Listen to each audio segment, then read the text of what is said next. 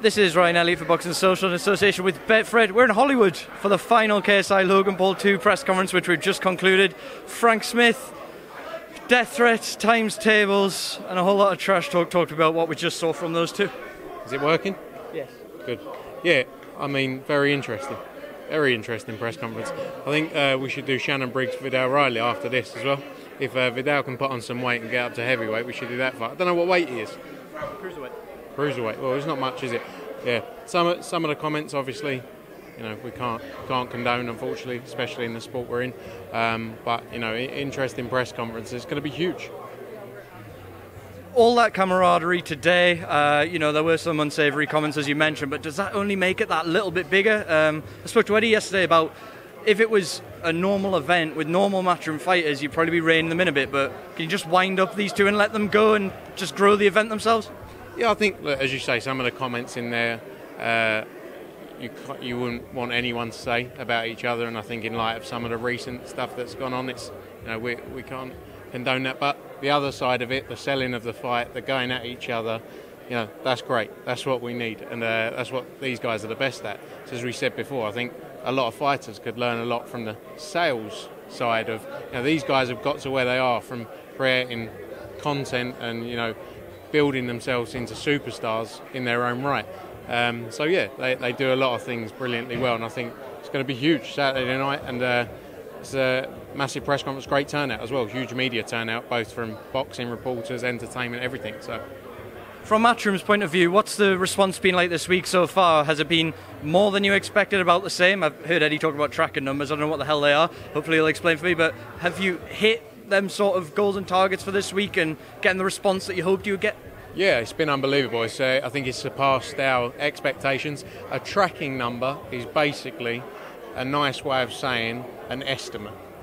So, well, it can be whatever you want to call it. But we look at basically the buys as of today in comparison to previous events, and the sort of the order process of where we'd normally get orders in, and the way that we're tracking is that we're going to break some huge numbers in the UK, in America, DAZN, and on Fight as well globally.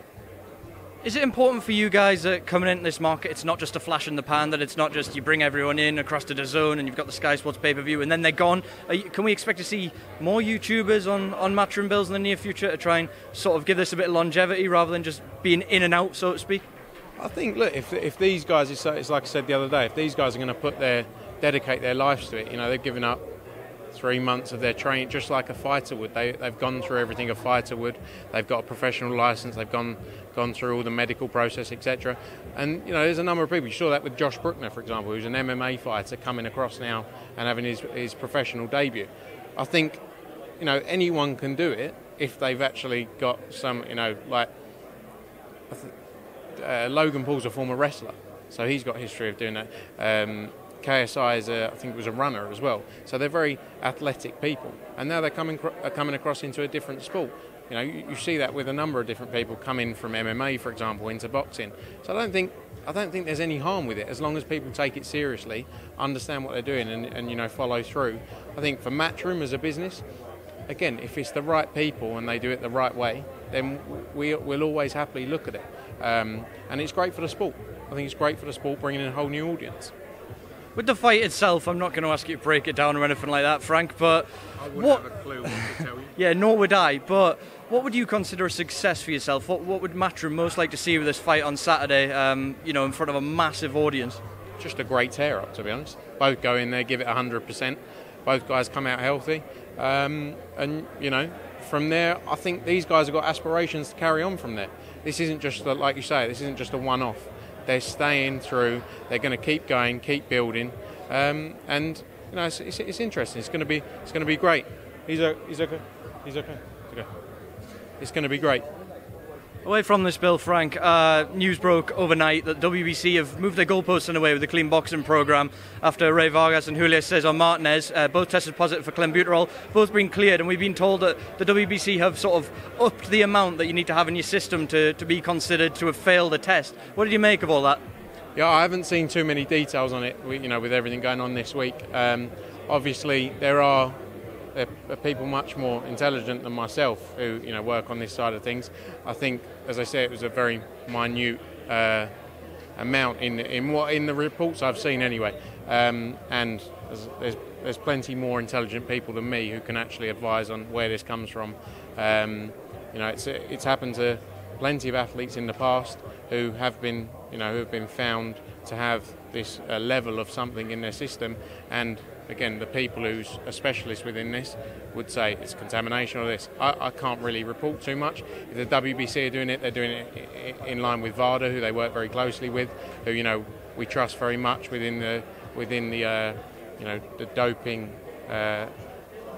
That's their business, and that's what they do. Margaret Goodman does a great job for the sport. So you have to think they work with these partners and do what's right for the sport. I appreciate you don't work for VADA, Frank. That said, it looks like Julio Cesar Martinez, who you now co-promote, Matchroom now co-promote, will be cleared to fight anyway and can fight on despite testing positive for clenbuterol. Can you understand why people would be concerned that even though it might be a minor amount, that he is just allowed to fight on and is just cleared without any real sort of inquest or any consequences? Yeah, but I also look, I can completely understand in any sport, especially boxing, if someone does fail a doping test. The one thing, as I said, is there are people who understand. I don't really understand it. I'm not a doctor. I'm not a specialist within that area. So they've obviously looked into it. They must have had some kind of review of the test from all levels, from VADA, who put the testing on. So you have to have faith in these parties, the WBC, who have been in boxing for a long time, that they're doing the right thing for the sport and the fighters themselves. Obviously, if there's something untoward there, and it can be proven that there's something untoward, then rightly so. A fighter should serve time, should serve a punishment for it. But hopefully, and I'm sure they have gone through the process of making sure everything's in order. Hence the decision that we've seen. A couple of bits and bobs, Frank. We had undercard press conference earlier. We had Devin Haney and Billy Joe Saunders up here, both on sort of saying similar things, both defending world titles on the bill. This is a great chance to put myself before a new audience and sort of grow my profile a little bit before going into huge fights next year. Do you expect going into 2020 we'll see them both in bigger, monstrous fights, so to speak, that they're both craving? Yeah, I think, as they said, and Eddie said up there, in relation to Devin Haney, he wants the biggest fights. He wanted to fight Vasily Lomachenko when that was a possibility and could have happened. He'll go in there, the biggest names.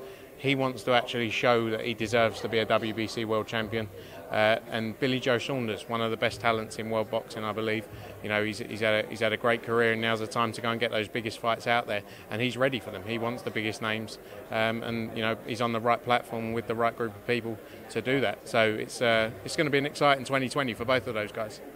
Johnnie Nelson, spoke to him yesterday, obviously knows Bill very well through the Ingle link. He said to me he actually firmly believes that, even though we've talked about it a million times, Billy Joe could actually be a front runner this time for the Canelo Cinco de Mayo fight that everyone between 160 and 175 wants. Do you think that's realistic for Billy to be in the picture for that fight, that huge fight?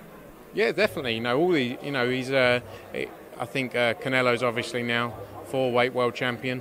Billy came out and said he only won the regular world title when he fought before, but I think Canelo wants to test himself against the best, and Billy Joe Saunders is one of the best out there. So I definitely think that's an option for next year for these guys. And as I say, both on the DAZN USA platform as well. So it's going to be an exciting period, and I think he'll put in a big performance on Saturday night and show the fans that he deserves that fight. It looks like Jacobs Chavez Jr. is going to be moved to Phoenix. I spoke to Eddie about that yesterday, so I'm not going to go over the VADA stuff. We heard Dillon White could possibly be on that card. Is that a possibility? Can you tell us anything about that? We're working through the schedule, the undercard for that show. I know that was one option Eddie was looking at. We'll announce that show very soon, and that's a possibility. There's lots of names floating around for that card. Frank, thank you. I'm going to let you go unless there's anything you'd like to add to the Boxing Social viewers before you shoot. Tune in. KSI, Logan Paul, Sky Sports Box Office, DAZN USA, Fight TV. It's going to be one not to miss. Huge undercard as well.